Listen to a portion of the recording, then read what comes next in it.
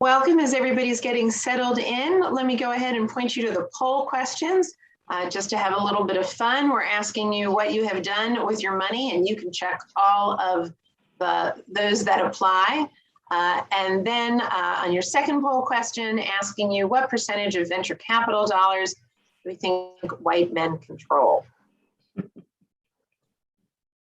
And as I said, we're going to give everybody just a few more minutes to get settled in our typical Zoom land as everybody is logging on, and we will get started shortly. Thank you for joining us.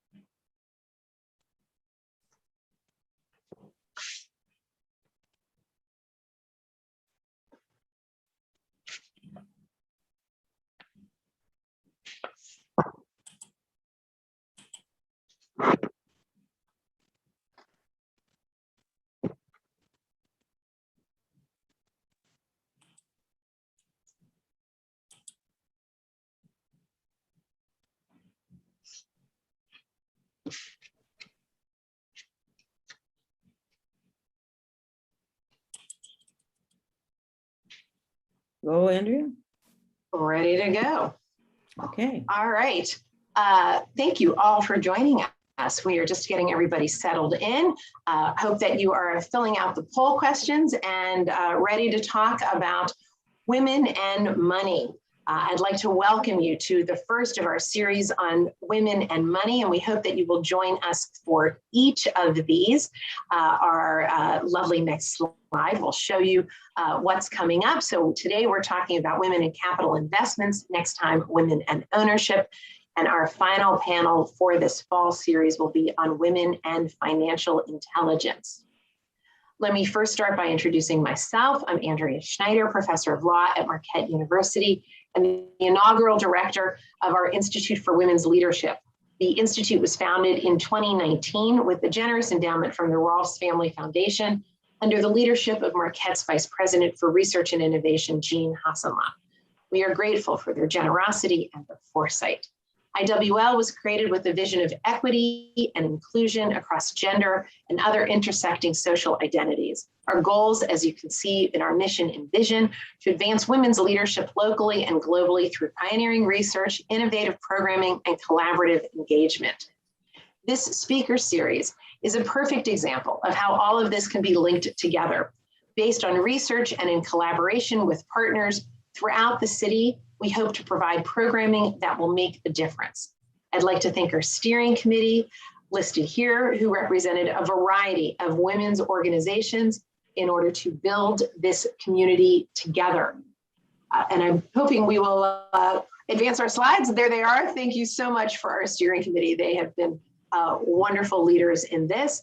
And I am particularly grateful to our Women's Leadership Collaborative, with whom I look forward to working with for many years as we strive to make Milwaukee a destination city for all, filled with equity and inclusion.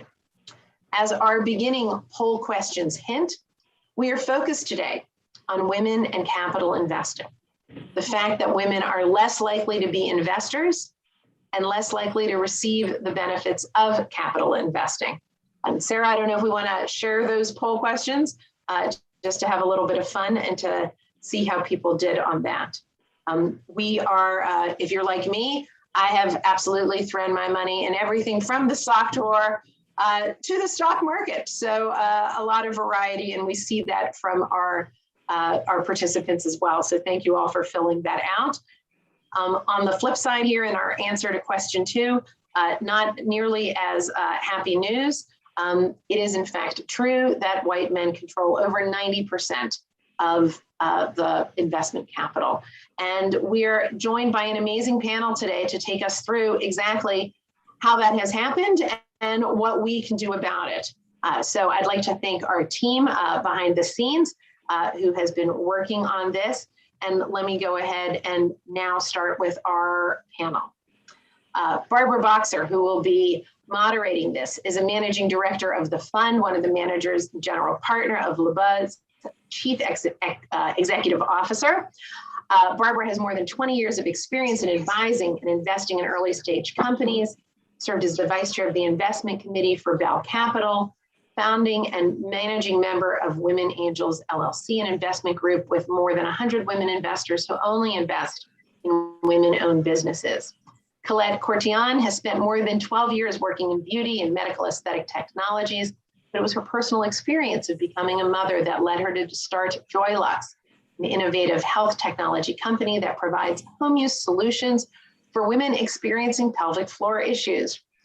Before founding Joylux, Colette successfully led several companies in various industries, including venture capital. And this, in fact, led Inc. magazine naming her to their prestigious top 100 female founders list last year in 2020. Jan Eddy has served as a board director of First Business Financial Services, parent company of First Business Bank since October 2003, where corporate governance and nominating committee chair, and serves on the compensation committee. Prior to her work with First Business Bank, Ms. Eddy founded Wingra Technologies, a designer and distributor of software, served as president and CEO of that company from October 91 to January 2005, when Quest Software purchased them. Dana Guthrie is a managing partner at Gateway Capital. Prior to her current role, she founded and managed Alchemy Angel Investors, angel investment network focused on early stage startups. She founded Alchemy Angel Investors while being employed full-time at a Fortune 500 company and managing a multi-million-dollar global product offering. We will hear more today about the success already of Gateway Capital. And finally, Kay Koplovitz is the visionary who created the business model for cable networks by introducing the concept of two revenue streams, licensing and advertising, and is the founder and former chairman and CEO of USA Networks, the Sci-Fi Channel, and USA Networks International, today a multi-billion cable television network. Koplovitz went on to chair the bipartisan National Women's Business Council and then launched Springboard Enterprises, where she has served as chairman since the year 2000. And under her leadership at Springboard, this is a venture catalyst accelerator, which has been bringing women founders leading transformational businesses to full parity in raising capital. As you can see, we have quite a collection of expertise. And I'm going to turn this over to Barbara with no further ado to learn all about their own experiences and what we can take from that. Thank you all. Good afternoon, everyone.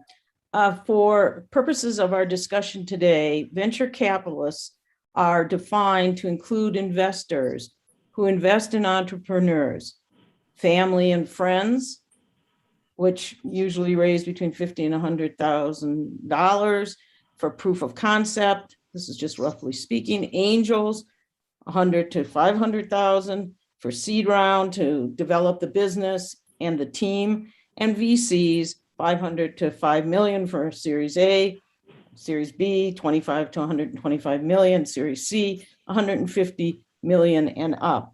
Venture capital has been a vital source of financing for high growth startups such as Amazon, Facebook, Google, Microsoft, and even Thomas Edison, who used other people's money for his electricity invention. I ask all of you now to imagine if Thomas Edison was a woman trying to raise funds. Here are some statistics and facts on how women do with trying to raise money for their startups. I'm going to go quickly through this so we finish in our hour and have plenty of time for Q&A. In 2017, a Stanford study found that 4.2% of VC funding went to women versus 18% of the patents filed that year in the US were by women entrepreneurs. By 2017, VC funding was only up to 18% for women. The 2012 Stanford study also found that 11% of VCs had women as lower to middle management professionals. In 2017, Babson College study found only 6% of VC firms had women partners. In a 2017 Catalyst study found the same trends with women CEOs rising over time, but nowhere near the 51% of population that women represent. In 2009, there were 400 active VCs in the United States. Today, at 2021, there are 520,000 active VCs. Hopefully that gives us hope that women can raise more money. However, a 2019 MIT study found when they had one man and two women presenting to investor audiences using the identical fundraising script, the same pitch deck, men got 60% of the money, the pretty woman got 30%, and the unattractive woman got 10% of the money. I don't know how they determine attractive and unattractive. From the investor audience over various audiences. When the audience had more women than men, the men still got more money, but then it was a 50-50 split between the man and the two women. More facts. Fortune article showed that 1,000 companies run by women produce 3 times more revenue than men-led companies in the same industry. A Kaufman study showed that women-led companies have a 35% return on investment, 35% more return on investment than male counterparts, even when women raise 70% less money than men. Fortune also reported that 52% of the women leave STEM in mid-career not to raise a family, but because they have fewer mentors, role models, and limited advancement. And just note that it costs a company an average of $100,000 for each middle-level person who leaves. Therefore, I conclude, if Thomas Edison had been a woman, I would be reading my notes by candlelight. But this distinguished panel of women represent women who have gone against these trends, and let's explore why.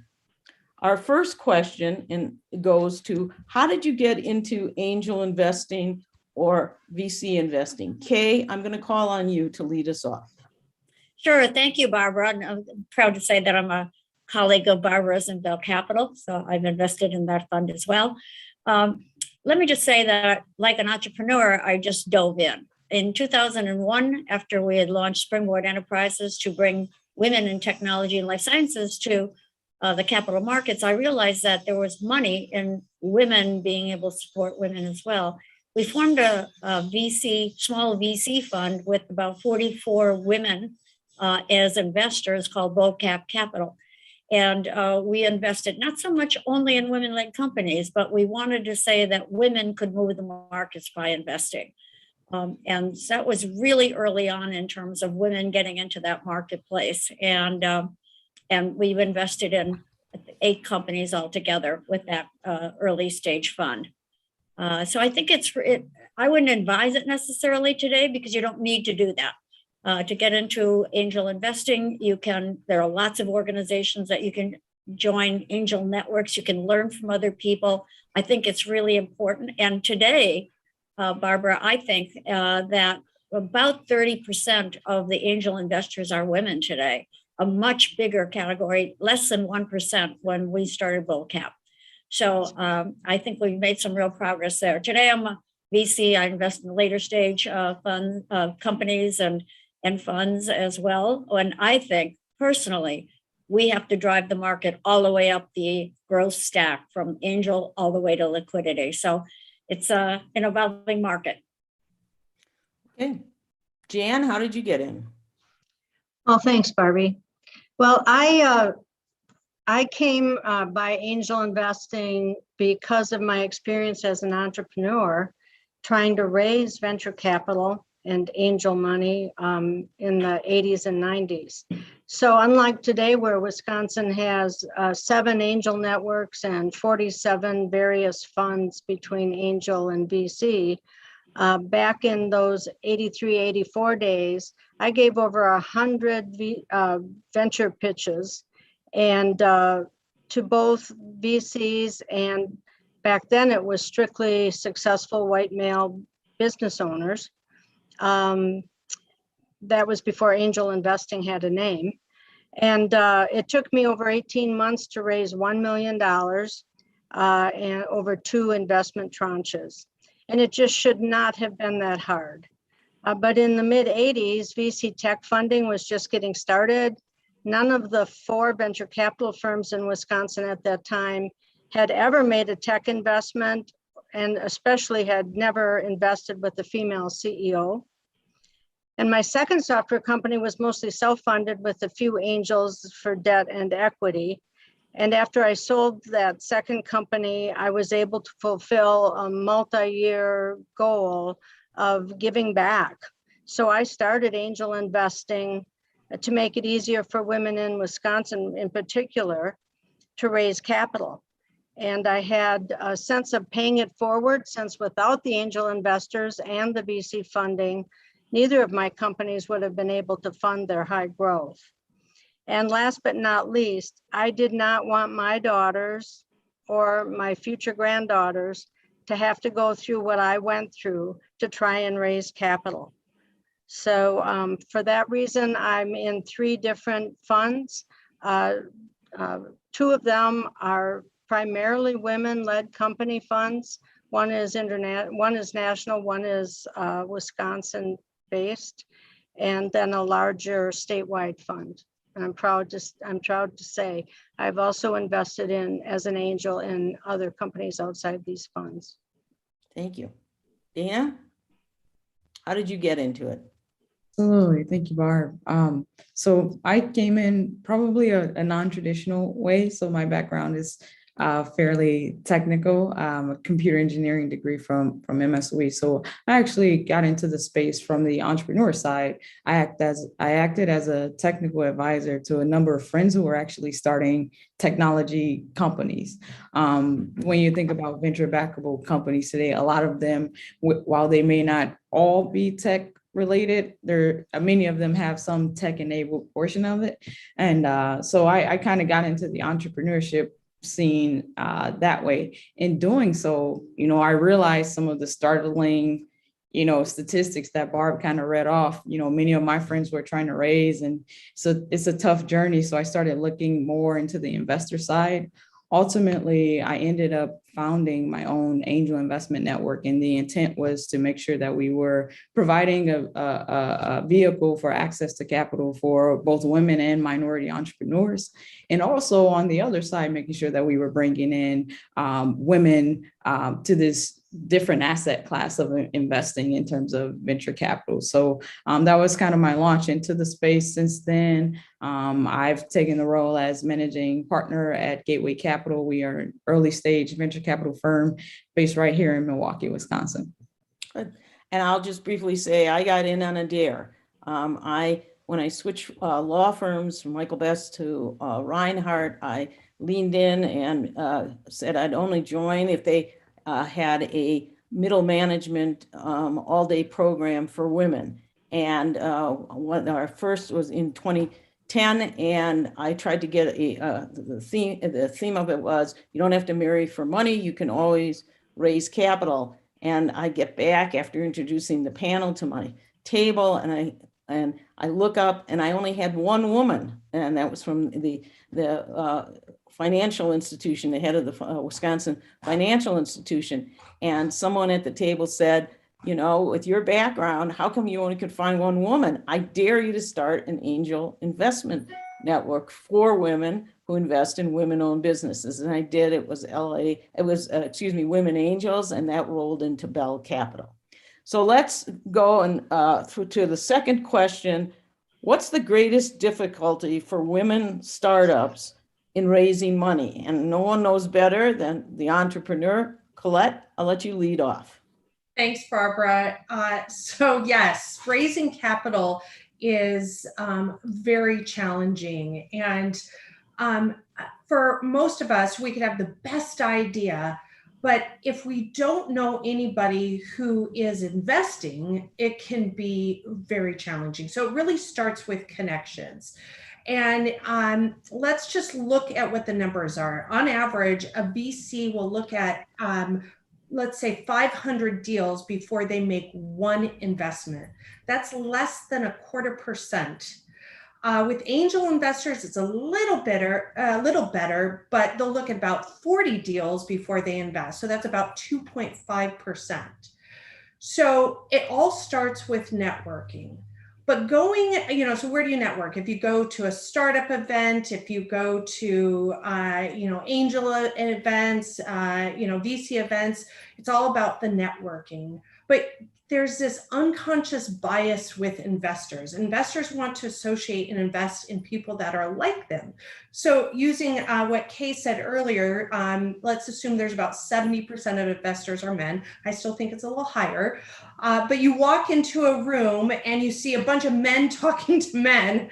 So here you are, a woman, and you have to be like, hey, talk to me, look at me, I have this great deal. So it's just a little more challenging for women to get in and let people know what they're all about. So for entrepreneurs getting started, the best place obviously is friends and family. Get in, get them to believe in you, invest in you early on, and then start using their networks. You work it. Everybody knows someone who knows someone who knows someone. It takes a long time. It's lots of meetings, lots of phone calls, to eventually get to the place where you have meaningful investments. So, it is a challenge, it is a challenge for anybody with a startup, but for women, it's even more so just because we're starting from, behind the line. And from Colette, just following up on what you said, as an investor in a startup, the actual time, it's on average 83 to 118 days or 3 months from the time you pitch for them to give you a decision. From an investor standpoint, it ends up being that takes all that time, and that's just with one, and it's every day you're meeting, that takes away the entrepreneur, the CEO, from running the business and doing all the other things of the business. Anybody else? And I would add, Barbara, it's more like 6 to 9 months, especially when you're working venture capital. I think with angels, the time frame's a little shorter. They're quicker to get to decisions. But when you're working with a VC, finding that right VC, it could be 6 to 9 months. It really takes a long time. Okay. Anyone else have anything that what you feel is the greatest difficulty? Well, could I make a comment there, Barbara? Sure. I think that having brought over 800 women entrepreneurs through Springboard, I can say that in technology and life science companies, I can say that one of the glaring improvements women need to make is really talking about their revenue streams, their finances, and having it explained cogently. They can change as you grow and build a company. All companies change as they go through growth stages, but really being very clear on your revenue streams and how you're looking at the business is really very important, and to be able to articulate it yourself, not rely on somebody else. So I think that's one of the things that women really have to be very good at. That's actually a really good point. I want to further comment on what she's saying, because I remember when I put together my pitch deck, I was talking so much about this opportunity and this need for women and how difficult menopause and these health issues are for women and how important a solution like ours is. And then it took a man to come in and be like, Colette, that's really great, But let's get down to what really matters to these investors is money. So let's talk about the money and put the first slide up there is this is how much money you can make because this is how big the market. Whereas initially I was like, I'm trying to save the world. And the guys were like, how are we going to make money? True. Yeah, I'd like to add, Barbara, too, that finding a lead investor seems to be a really obstacle that both male and female-led companies have, but I think female-led companies have a more difficult time. And it's that you can get potential investors to say, I'd be interested if you can find a lead investor. And so finding the lead investor means that's the party whom will negotiate the investment terms with you, and then will make phone calls and round up other investors to come into the deal. So I do think that maybe there should be a little primer at some point on how to find a lead investor. Right. And, you know, that sort of rolls us right into the next question. What are the most important things you look for before investing in a company? And Jan, and I'm going to let you start that. Okay. Well, the first thing I do is screen for my areas of interest. And those would primarily be health tech and women's health. Because I happen to be quite knowledgeable in both of those things. And then I look for probably the same things as we just heard. How am I going to make money on this deal? How large is the market? Who are the competitors? What's the distinct competitive advantage that this particular company's product or service has? And also a very close look at the founding and management team, and looking primarily, for expertise, their areas of expertise, and their integrity. To be honest, want to make sure that they're not going to take the money and run, so to speak, and that they're going to be very transparent in their business management and operations. So those are basically the high level screens. Okay. Well, I agree with everything that Jan said. I think there's a kind of a portfolio of things that you really look for. But look, in early stage, people are investing in people. You don't really know if that business is going to turn out to be a large scale business, a moderate business, or no business. But you're really looking for the person, her execution skills, the way she presents herself, the believability of her vision. You're really looking for, because you don't have any real numbers to look at other than projections of what they're projecting. So do you believe anything about that? And, it's really, I think it's really the person. You're at the angel level, you're investing in the people, the person that's leading the team. The team may be 3 people, but you want to have qualified people. You want to have A-team people. And you want to see that they have at least an outreach to advisors who are experts in their category. That's enough to say to you, okay, maybe I could really invest in this company. Let's dig in and find out more. But that's your first impression. Are you going to invest in this person? Right. Dana, anything to add?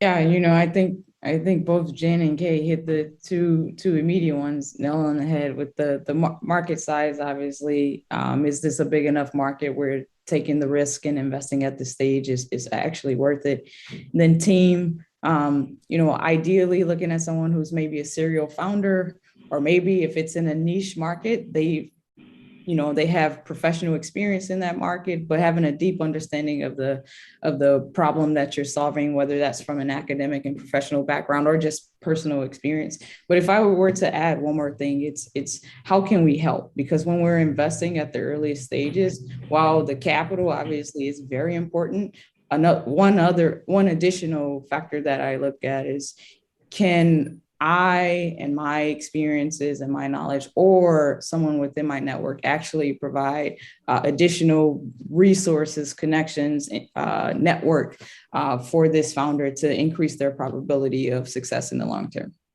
Colette, I'm going to ask you from the entrepreneur's standpoint, what have you been told by investors when they don't want to invest? What do they say is the most important thing? Yeah, interesting. Well, I would say at the angel investor team, having a great team is always, important. But at the VC level, that's just the entry point. Like, they won't even talk to you if they don't think you have a good team. What they're looking for really, though, is how can this scale? How can we make money? VCs tend to want to, get more involved.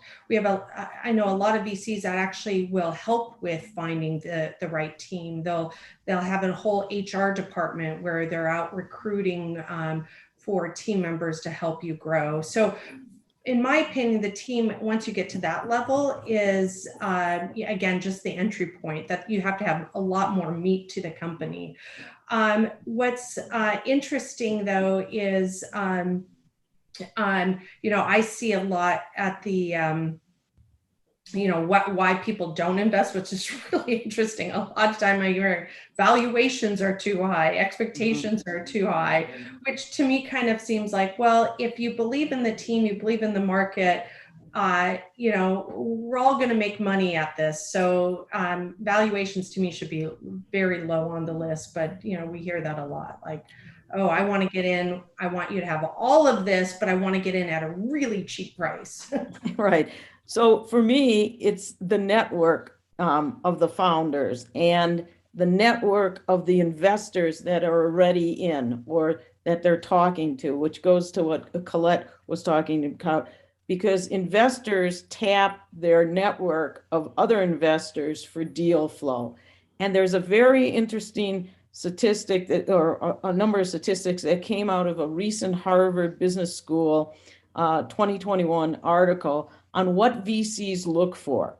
90 and our panel is right on with this. 95% of the investors live or die by the founders and the team they build. 74% of the investors rely on the business model of the company. 48% rely on market knowledge of the entrepreneur. 31% rely on terms of the deal. And we can go into a whole session on that, but we won't. 27% rely on their due diligence, including site visits, and the financial models are only 30%, and are only 30% of what VCs do any financial modeling of the company's financials in their deck, which is very, very interesting, I find. So let's go on now to question number 4. Why do you believe it's important to invest in female or minority founders? Dina, we'll go to you first. Absolutely. I think it's extremely important, just for the simple fact that the diversity in thought and experiences that a female founder will allow her to see different problems, have a different view of the world, and ultimately understand more intimately the value of solving those problems. So Colette is a perfect example of an entrepreneur. You see this kind of upward trend of the fem tech companies, feminine technology companies, and feminine product companies. Those problems aren't problems for men. And so when you try to get them to quantify, what does that look like in terms of a revenue model and a potential business model, it's difficult for them to make that connection at times, just because of a disconnection from the problem themselves. So I think that diversity is ultimately, I always say this, is ultimately a competitive advantage, and that's true for women. That's true for people of color, because they experience the world very differently. Jan? Thank you. Well, I have both a practical response to this and an emotional response to this question. Well, on the practical side, it's a good business decision. Women-led companies make every dollar go further than male-led companies. On a percentage basis, women-owned businesses have a lower failure rate. And just as Dana mentioned, research on diversity in the boardroom has proven that diversity results in higher ROE, higher return on sales, higher return on invested capital, and having a diverse management team delivers higher returns for shareholders, regardless of the industry. On the emotional side of the why, it comes down, in my perspective, to the fact that business and commerce have always been controlled by men. Our political system has always been controlled by men. And that's because I believe men historically have controlled the purse strings. Try to imagine the difference in business practices, in commerce and political policies, if the money and control would be shared more evenly with women. Colette, going back to what Dana said, I know you have found a way to make it personal for men. I mean, it's very hard walking, and I've witnessed this as I'm on Colette's board. When Colette goes into a room of all men and she's pitching something for menopause, for vaginal wall dryness. How have you done that, Colette? And you've done it very cleverly. Well, yeah, I've tried to put it into the, what's in it for them. So right. Happy wife, happy life. So trying to envision what the men get out of, a society where women are fulfilled, or in the bedroom as well. Right. So again, trying to make it more, how they personally benefit from. And it actually works, because then they get up and she gets male investors. Kay, do you want to follow up on the question? I just add one on the thought of, why invest in female founders? Yes. Because we work harder. I have, maybe it's because we have more to prove. Maybe we all have chips on our shoulders because we're the underdogs. But I got to tell you, women entrepreneurs work so much harder than male entrepreneurs, or even, in a work environment. I have both male employees and female employees. And I always see the female employees, the ones that are going the extra mile, where the guys are like, hey, it's 5 o'clock. I'm going to go meet my buddies. So I just want to say we work harder. Okay, you're good. I agree. Kay? Yeah, well, we said, others have said a lot of why invest in women, but I've really been on this track for over 20 years, having grown up with all men in my previous business life. You really, for the reasons that we're talking about, women are more diverse than groupthink of men. We know and control a lot of things in the consumer market and the healthcare market, very important markets, and have more women entrepreneurs, for example, in biotech and things like that, and women's health. It's really very important that we get investments behind women in these fields, because women are more knowledgeable about them. They really are 80%, 85% of the consumers. They're 85% of the people that have to administer healthcare plans for their family. And there are more women in the science fields of this type, biological sciences, than there are in quant mathematics. We need to really diversify those people coming in, and people of color, I think even more so, to really lift people up. That we're going to have amazing results by investing both in women and people of color, because we're going to bring different products to market that serve very specific markets, I think, amazingly well. So people are looking at your investment dollar.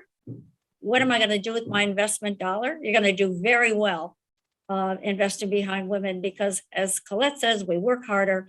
We deliver, as Jan says, we deliver more revenue per dollar invested. As Dana has said, it's really important to have this diversified market. What we will contribute to the growth of our economy and solving world problems. women really lead in a number of areas, and that's a good reason to invest in them. Right. You'll get a good return on your investment. And for me, it goes along with everything that everyone has said. And what I wanted to get into this area was to create a network, an ecosystem, so that we have more women CEOs and more women in the C-suite to ensure a broader pool, if you will, of future women investors and future women entrepreneurs. And I've been doing it for 20 some years too. And the important thing that I think when certain groups, women and minorities, have consistently been disenfranchised in the marketplace. In other words, when a woman is always underpaid, 80 cents on the dollar, and in every job that they're in, the opportunity, they get the lower or middle level job opportunities. It's very hard, going back to my concept of a network, to develop a network. And Colette said it too, because you're not exposed then to people that can recommend you for board seats. You're not exposed to C-suite people. So if you do have an idea, how do you get to that investor network? And so that's what I see, it comes together. And this disenfranchisement of women and minorities will actually be delved into in the next section of this series on October 28th, the impact of women-owned businesses on the economy. And just for me, one of my action items has always been, and Kay really said it too, and so did Jan, is to support women, on the ladder of success by promoting them and not pushing them down the ladder, because it really is about all of us. We all will do better. I believe in women. Well, the economy will do better. The world will do better. And so that's what I'm doing in this area. Does anyone else have any concluding remarks or action items that they would like to address? Otherwise, we'll turn it over to Andrea for Q&A. Andrea? Coming. Hello, Okay, hello. We all, right? I don't want to hear the perennial "you're on mute," so needing a moment there. Very happy. I've just put in the chat. If anybody has particular questions, to go ahead and put them in chat and in the Q&A. And I'm going to go ahead and do host prerogative with the first question. I loved, there were a couple of different things that struck me as you were talking. Everything from the vision that we'd all be sitting in the dark if Thomas Edison was, Thomasina Edison, or whatever, there has to be a better name, to recognizing that diversity is a competitive advantage, to really talking, Jan, your point about this power and money link. Gloria Steinem said years and years ago that we're not going to solve the feminization of power, right? That lack of power until we solve the masculinization of wealth, right? That wealth is all concentrated with men. So I'm wondering, with plenty of evidence out there for anybody really reading everything from the New York Times to Forbes to Harvard Business Review to Wall Street Journal, that more diversity in the boardroom leads to better results, that women entrepreneurs make more money on the dollar, all of these things. Why hasn't this happened? Why are we still talking about this?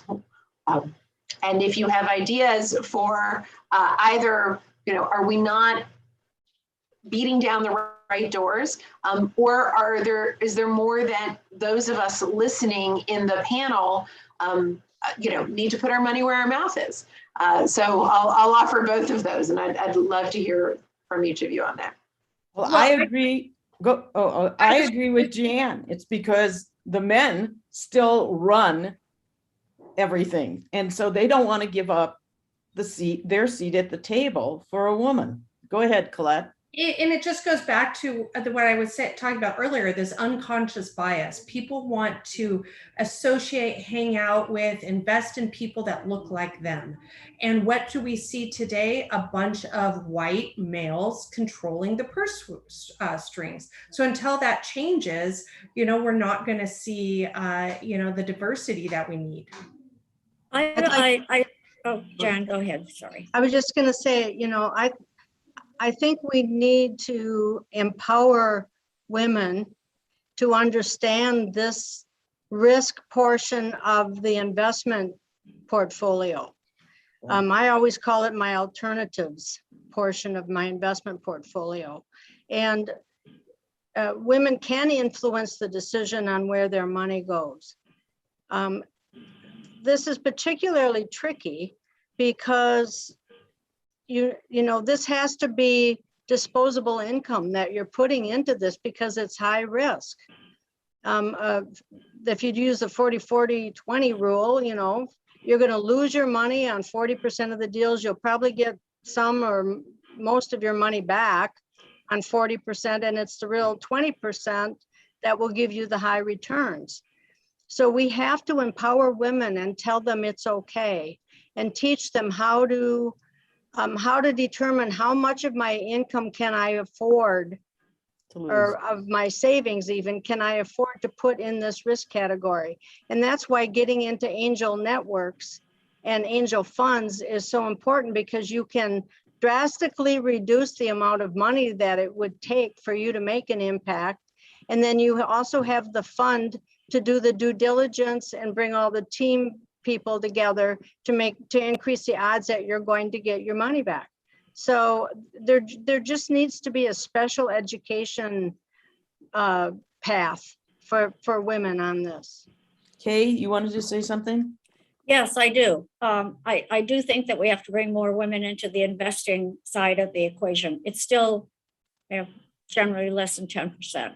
And it's small dollars. I will tell you that women put a lot smaller dollars in than men do in the money that we raise. And women have to get more comfortable. Women have a lot of money. There are women with a lot of money and will freely give a lot of money to philanthropy and not think about it at all as something, I'm putting a lot of money to use here, because it's in something they believe in and they want to support. But we need to have women investing all the way up the stack at different levels, at Series B, right, Series C, Series D. I myself am on the board of 2 SPACs, which are really giving people an opportunity. And these are all women-led SPACs. We're putting up our money to, convert companies to public companies. And it's a bigger bet in a lot of different ways, but a larger one, but closer to liquidity. So you're reducing your risk in many ways. So I am an advocate of women, learning about the investment opportunities for them, not think only of small dollars, right. Think about, well, how much money do I put in philanthropy? And what am I really interested in? And could I actually move the needle by giving some of my money to philanthropy and some of the money to companies that are solving the problems that I give to philanthropy about? There's a whole education process, as Jan says, about this, but we need more women to put dollars and significant dollars to work all the way up the stack. And I think it's an exciting time to be in this investment market. Lots of opportunities and lots of great. I was just looking at one of the companies that is somewhat of a competitor to another company that invested. The company is called Olaplex. It just went public at a $15 billion valuation. So I think this, women showing that they can move product to market and companies to market at big valuations. The biggest one in our portfolio is Canva from in Springboard Enterprises, coming through our accelerator, is Canva from Australia at $40 billion valuation. These are big numbers. They're just numbers, but they're really people behind these numbers and products behind them. And the more women achieve higher scale valuations, the more attention they're going to get from investors, both men and women. That's Andrea, I'm going to my little speech. Wait, no, it's all right. I'm going to turn it over to Andrea, unless Dana, you have something you want to add? Because we have a lot of Q&As, a We lot of in the do. chat room. So could you please take over? Thank you. Absolutely. No, and I love this. And Kay, I mean, I think both you and Jan are talking. There's all of these studies about women and women being risk averse. It's actually what make us better managers, right? In portfolios, you see men who are taking kind of crazy risks and bankrupting things, and right, that's not happening with women. But that flip side is that the idea of taking some amount of money out of your savings and saying like, okay, bye, like just risking that is not necessarily something we've been socialized with. So I think that thinking about how we are committed to philanthropies, that we give a lot of money to causes that are important to us, and wrapping our head around this also is a cause. This is something we believe in, and we have the ability to move the needle. So we have some questions here about really that first step, right? You've got women who are absolutely persuaded, ready to put their money to work. How do you learn about this? What's our first step, and how much money do you actually need to get started? Anybody, Jan? Anybody want to start? Go ahead. All right, I'll jump in since you tapped me on the shoulder. Right. You know, I'm going to speak primarily to maybe the angel investing side of this, not so much the VC side. But if I could just reduce the scope of the conversation a little bit and say, well, if you're in Wisconsin, I would encourage you to go to the Wisconsin Technology Council website. And there's a lot of publications out there talking about the different stages of company and who primarily are the investors in those different stages of companies. And there's a wealth of information out there. I particularly would suggest you not just start out writing a check on your own, because you need to go through certain processes to reduce the risk, and you won't have all of the skill sets to be able to evaluate properly an investment. So looking at the angel networks and the VC funds, I would, if I were just starting out, I would just make a phone call and ask if I could sit down with the general partner of one of the funds and find out, how are you structured? How much money does it take to be a limited partner? Just learn more about the structure of the funds, and some are structured like VC funds and some are not. So just take your time and learn, or call one of us. We'll get on the phone with you and we'll talk you through it at a high level. Exactly. And to answer the direct question, when we're rolling women angels into Bell Capital, I always tell people, you never take more than 5% of your net worth. Okay, it's conservative. 5% of your net worth and invest in angel money. And you don't try to go into this so that you can pay for your child's college education. This is money that what you can afford to risk and to lose. The main thing is you can afford to lose. Dana, do you have thoughts on it? Jan hit it spot on. I would just be repetitive if I jumped in there. I want to add, there's now several platforms for women investors where you can start off really small. So $10,000 type investments. And, one that comes to mind is Portfolio, where they have all these different funds that you then can identify what you're passionate about. So if it's women's health, or if it's fintech, or if it's consumer or whatever. And with a small amount, you can learn how to invest. And then from there, you can move up to the larger angel funds like Barbara's, Bell Capital or others like that. I guess one thing in deciding on where, because I hear from a number of ladies, well, should I join the venture capital fund or should I join an angel network? I think in making that decision, you have to think through how involved do you want to be with the investment decisions? So typically in the angel networks, there's conversations and you get to sit into the room and listen to how do they perform due diligence? How are they evaluating the startups? How do they think about the founding team? And it kind of gives you ideas. It helps, right? You can kind of be a fly on the wall and listen into those conversations earlier. Whereas typically in a venture fund, that decision is made more in a black box. So it's typically made either by a subset of the investors, that's an investment committee, or by the general partner in some fashion. So it also kind of depends on, do you want someone else kind of managing it for you, or do you want to be deeply involved in the decision-making process? Andrea, the question about the startup entrepreneur, do you want to read that and Sure. that to the panel? And I'm duly noting that this is also really helpful for us as we plan our final panel on women and financial intelligence.